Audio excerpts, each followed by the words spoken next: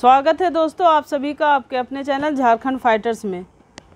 दोस्तों जेटेट का सिलेबस जारी भी हो गया है और सिलेबस के विरोध में धरना प्रदर्शन भी हो गया और आश्वासन भी मिला है कि जो सिलेबस है उसमें कुछ चेंजेस होंगे जो आप सभी के लिए पॉजिटिव होंगे। तो दोस्तों जो भी हमारे चैनल पे नए हैं, जो आज जुड़े हैं हमारे चैनल से, वो हमारे चैनल को सब्सक्राइब कर देंगे और सेशन अच्छा लगे तो इसे ज़रूर लाइक और शेयर करें।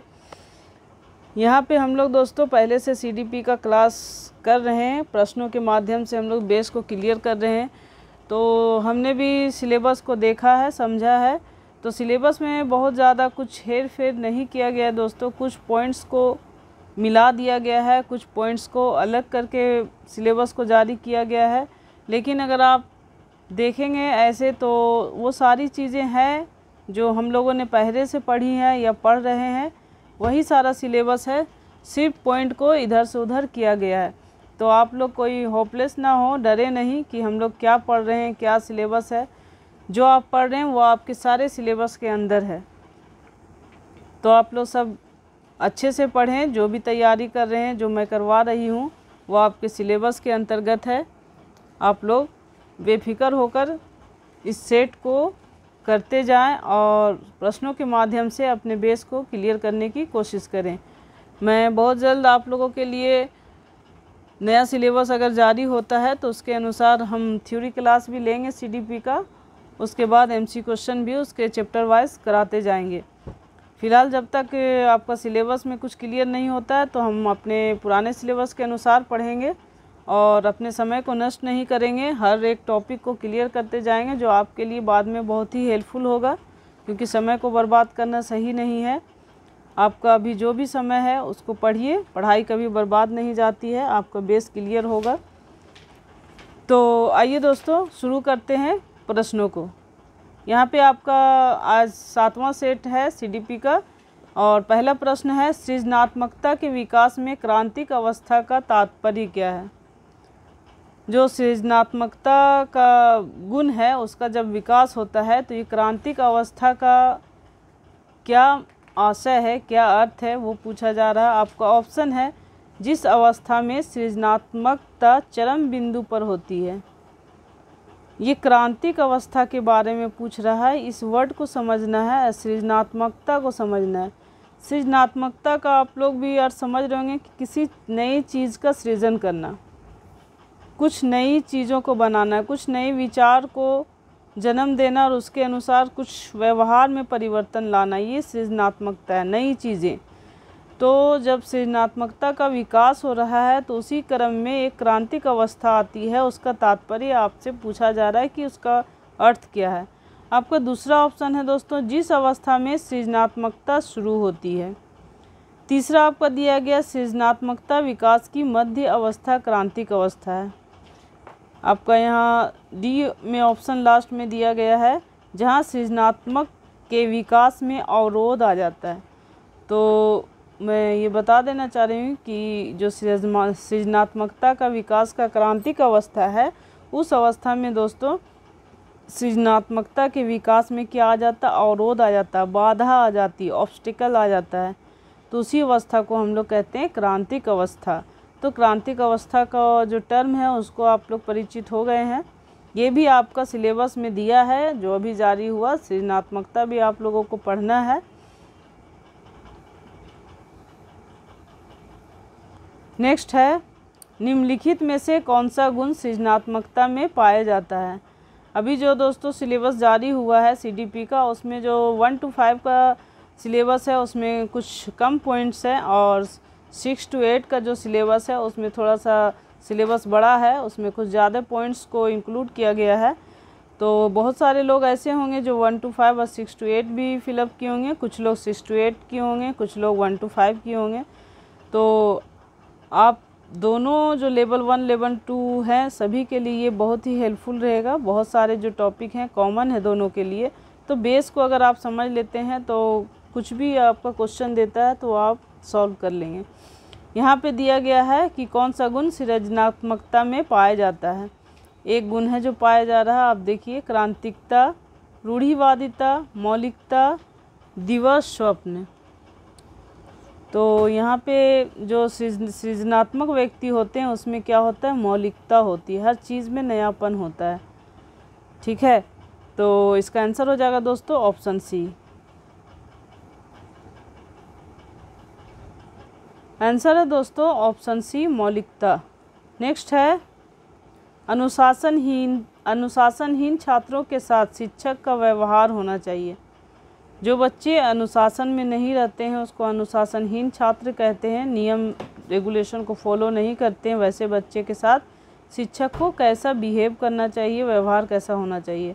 आपको ऑप्शन दिया गया है कठोर, विनम्र किंतु दृढ़, तटस्थ, और डी में दिया गया सहानुभूतिपूर्ण।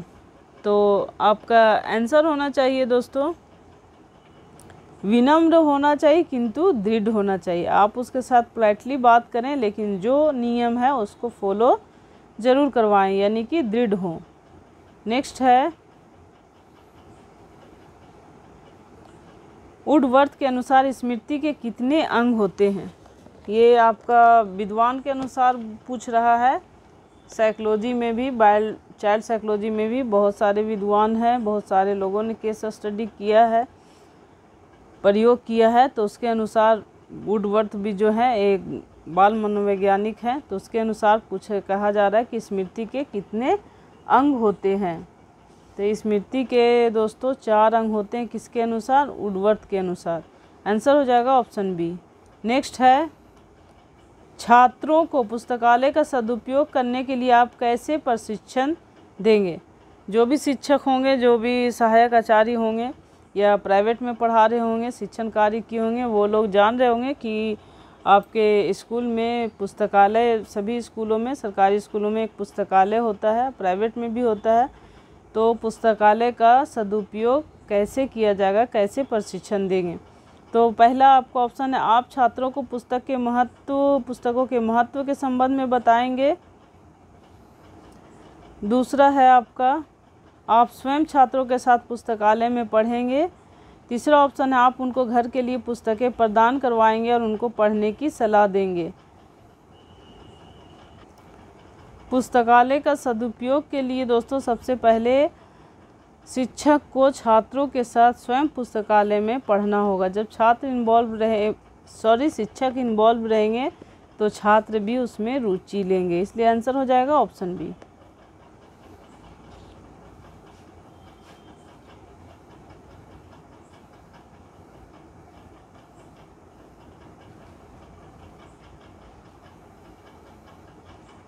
नेक्स्ट है, शिक्षक विद्यार्थियों को मानसिक तनाव से बचा सकते हैं यदि वह उनकी समस्याओं को देखते हैं।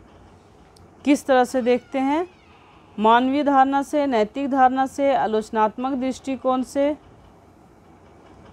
या फिर उदासीनता के दृष्टिकोण से। इसका आंसर हो जाएगा दोस्तों ऑप्शन ए, मानवीय धारणा से। नेक्स्ट है, जो छात्र असामाजिक कार्यों में लिप्त रहते हैं उनसे आप किस प्रकार के संबंध रखना चाहेंगे। असामाजिक कार्य, जो समाज के लिए अच्छा ना हो, वो असामाजिक कार्य होते हैं। समाज के विरुद्ध कार्य करना असामाजिक कार्य हुआ। जो लिप्त रहते हैं उसके साथ हमको कैसा संबंध रखना चाहिए, दूर के, निकट के, सामान्य या सुधारात्मक। तो इसका आंसर हो जाएगा दोस्तों, मेरे हिसाब से उसके साथ हमें संबंध रखना चाहिए सुधारात्मक। नेक्स्ट है दोस्तों, किशोरावस्था है। तो आप लोगों को दोस्तों जो अवस्था है वो आपको बाल्य अवस्था, उसके बाद किशोरावस्था, ये सारे अवस्था, आप शिशु अवस्था, बाल्य अवस्था, किशोरावस्था, तीनों अवस्था पढ़ना है। तीनों अवस्था में उसके विकास में क्या क्या बाधाएं हैं, वृद्धि किस तरह से हो रही है, और विकास के बाद उसमें कौन कौन से चेंजेस हो रहे हैं, ग्रोथ आने के बाद, वो सारे इसमें पढ़ने हैं। किशोरावस्था के स्पेशली दिया है कि उस काल में बालकों को किन किन समस्याओं से गुजरना पड़ता है, ये भी आप लोग को पढ़ना है। तो जो मैं पढ़ा रही हूँ दोस्तों, सिलेबस को मैंने देख लिया, एनालिसिस कर लिया है। ये जो सिलेबस है 2016 का है दोस्तों, ये जो मैं पढ़ा रही हूँ 2016 का सिलेबस के अनुसार है। तो मैं उम्मीद करती हूँ कि अभी जो नया सिलेबस जारी होगा आपका इसी के अनुसार रहेगा। इसमें आपको कुछ नए नए टर्म जोड़े गए हैं इस बार के सिलेबस में, लेकिन अभी जो सिलेबस चेंज होगा तो 2016 का ही सिलेबस रहने की उम्मीद है। तो आप लोग इसको अच्छे से पढ़ें, समझें।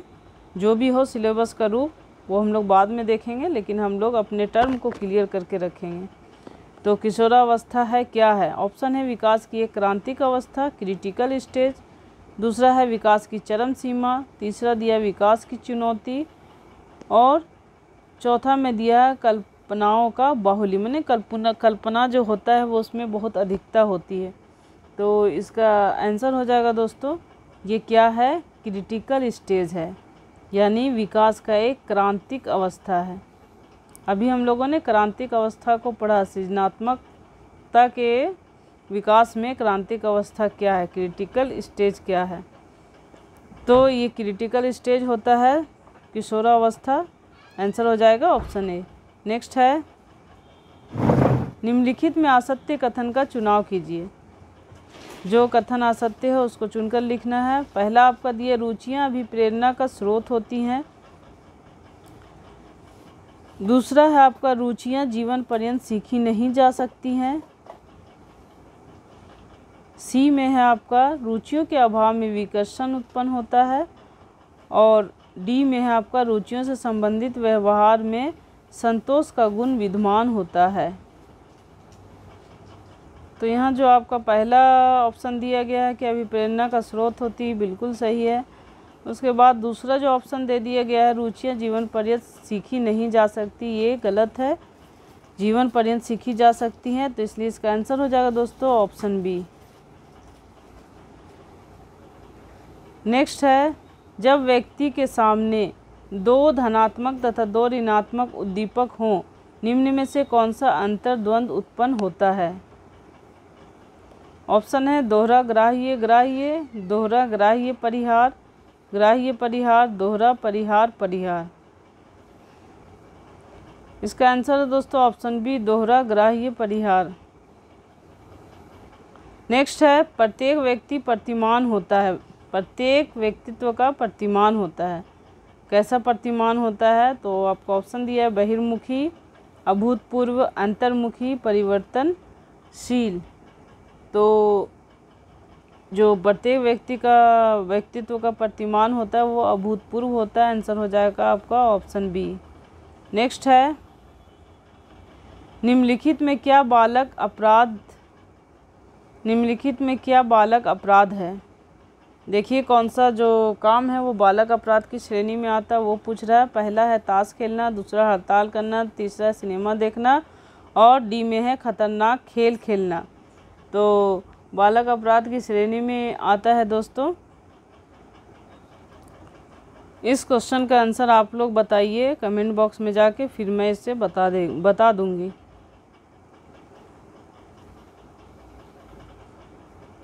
नेक्स्ट है आप छोटे बच्चों को किस प्रकार गृह कार्य प्रदान करेंगे? होमवर्क आप बच्चे को किस तरह से देंगे? उनकी डायरी में लिखकर, मौखिक रूप से बोलकर, तेज आवाज़ में बोलकर एवं लिखकर,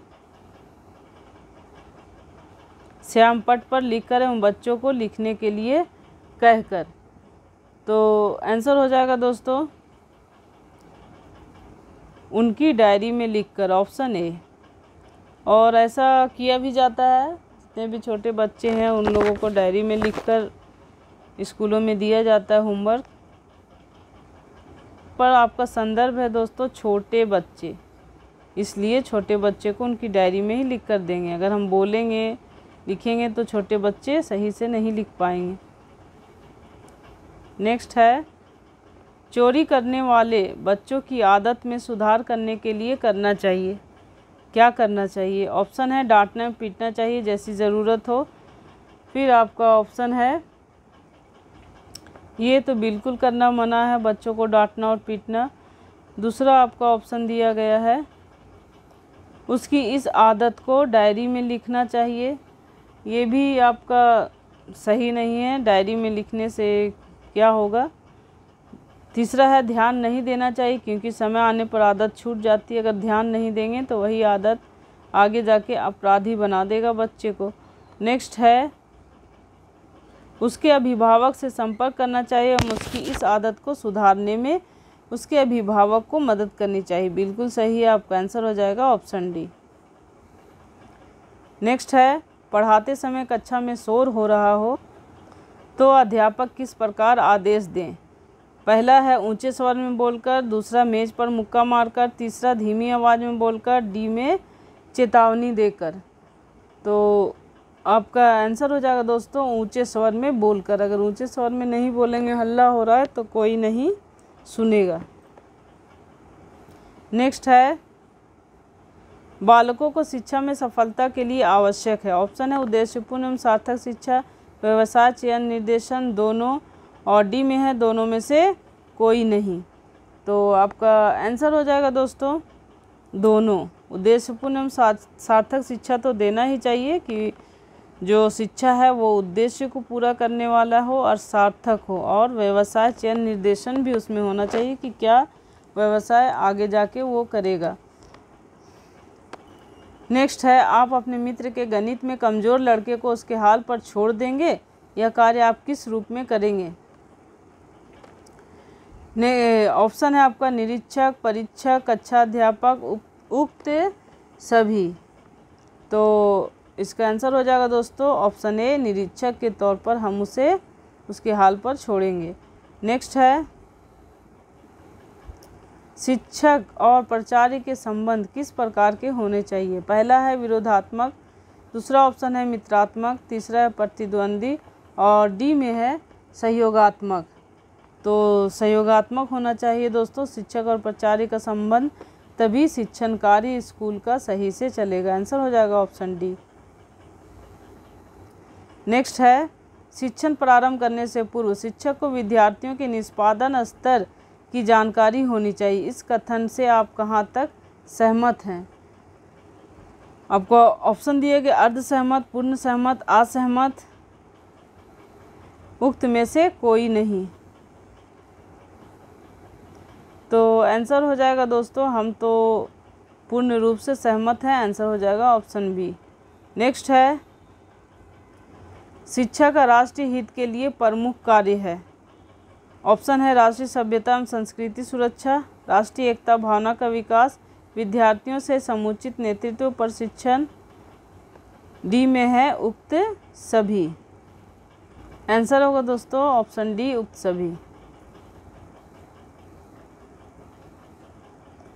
नेक्स्ट है देश में राष्ट्रीय स्तर पर शिक्षा संचालन का कार्य करना किस संस्था का दायित्व है। देश में जो है राष्ट्रीय स्तर पर शिक्षा संचालन का कार्य करना किस संस्था का दायित्व है। तो पहला दिएगा यूजीसी, फिर दूसरा दिया एनसीई, तीसरा है एनसीईआरटी, और डी है उक्त सभी। तो आपका आंसर हो जाएगा दोस्तों उक्त सभी, क्योंकि ये सारे मिलकर शिक्षा का कार्य करते हैं। यूजीसी है जो हायर शिक्षा को देख रहा है, एनसीईटी भी देख रहा है, और एनसीईआरटी तो है ही, एनसीईआरटी देख रहे हैं, और तो हमारा हो जाएगा सभी लोग शिक्षा के लिए काम करते हैं, तो उक्त सभी आंसर होगा। नेक्स्ट है शिक्षा के प्रति विधेयात्मक दृष्टिकोण वाले व्यक्ति की पूर्व शिक्षा के प्रति कैसी अभिवृत्ति होती है। पूर्व शिक्षा के प्रति पूछ रहा, तो यहाँ पे आपका ऑप्शन दिया गया है सकारात्मक, नकारात्मक, दोनों, या दोनों में से कोई नहीं। आंसर हो जाएगा दोस्तों दोनों, सकारात्मक और नकारात्मक दोनों होता है। नेक्स्ट है आप किस प्रकार के छात्रों से संबंध रखेंगे। पहला है जान पहचान वाले, अनजान, दूसरा है, तीसरा है सगे संबंधी, चौथा है सभी छात्रों से। तो आपका आंसर होगा दोस्तों सभी छात्रों से। हम क्या करेंगे, सभी छात्रों से संबंध रखेंगे। नेक्स्ट है यदि बच्चे आपकी आलोचना करते हैं तो आपका क्या कर्तव्य है। पहला ऑप्शन है आलोचना स्वीकार करेंगे, दूसरा आलोचना पर मनन करेंगे, तीसरा बालकों का सहयोग लेंगे, और डी है उक्त सभी। आंसर हो जाएगा दोस्तों उक्त सभी, क्योंकि आलोचना को स्वीकार करना चाहिए तभी सुधार होगा। आलोचना पर मनन भी सोचना भी चाहिए कि क्यों हो रही है, और बालकों का सहयोग भी लेना चाहिए। नेक्स्ट है आप बच्चों से किस परिवेश में उनकी समस्याओं की खुले रूप में चर्चा करेंगे? आपका ऑप्शन है दोस्तों राजनीतिक, सामाजिक, आर्थिक, उक्त सभी। आंसर होगा दोस्तों उक्त सभी, राजनीतिक, सामाजिक और आर्थिक तीनों। नेक्स्ट है, उत्तम शिक्षा को हृदयंगम करने के लिए कौन सी भाषा का माध्यम चाहिए? पहला है मातृभाषा, दूसरा है राष्ट्रभाषा, तीसरा है संपर्क भाषा, डी में है उक्त सभी।